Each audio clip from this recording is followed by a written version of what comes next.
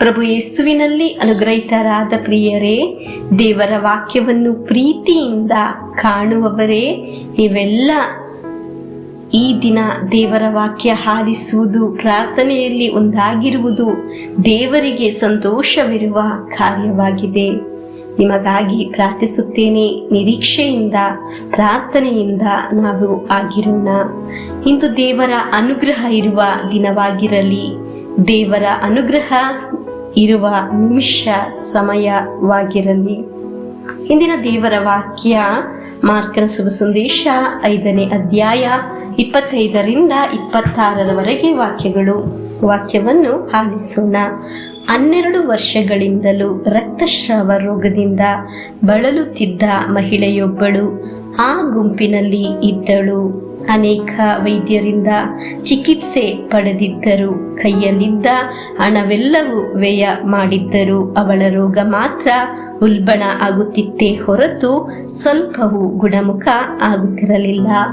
ಪ್ರಿಯರೇ, 12 ವರ್ಷದಿಂದ ರಕ್ತಸ್ರಾವ ರೋಗದಿಂದ ಬಳಲುತ್ತಿದ್ದ ಮಹಿಳೆಯ ಕುರಿತು ನಾವು ದೇವರ ವಾಕ್ಯದಲ್ಲಿ ಆಲಿಸಿದ್ದೆವು. ಈ ವಾಕ್ಯದಲ್ಲಿ ಒಂದೊಂದು ವಾಕ್ಯಕ್ಕೂ ಒಂದೊಂದು ಪ್ರತ್ಯೇಕತೆ ಇದೆ.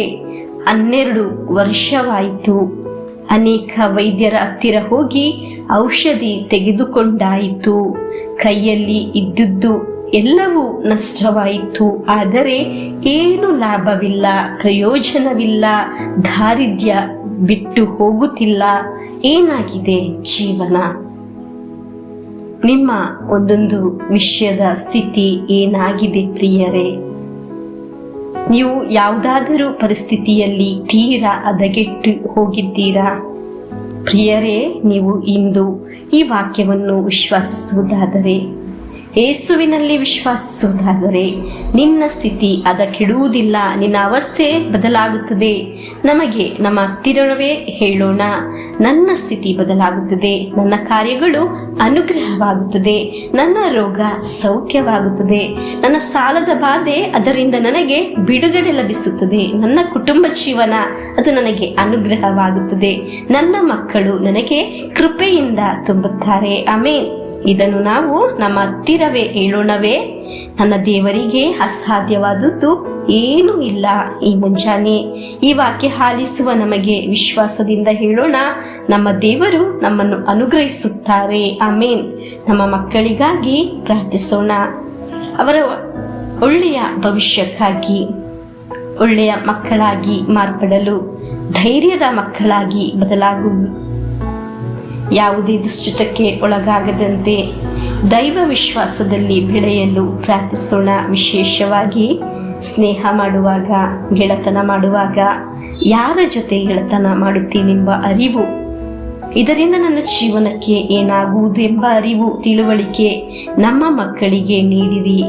ನಿಮ್ಮ ಜ್ಞಾನವನ್ನು ಅವರಿಗೆ ತುಂಬಿಸಿರಿ ಎಂದು ಪ್ರಾರ್ಥಿಸುವ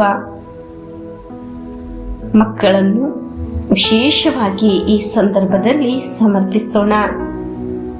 ಪ್ರಾರ್ಥಿಸುವ ಮನಸ್ಸನ್ನು ನಮ್ಮ ಮಕ್ಕಳಿಗೆ ನೀಡಿರಿ ಎಂದು ಪ್ರಾರ್ಥಿಸೋಣ.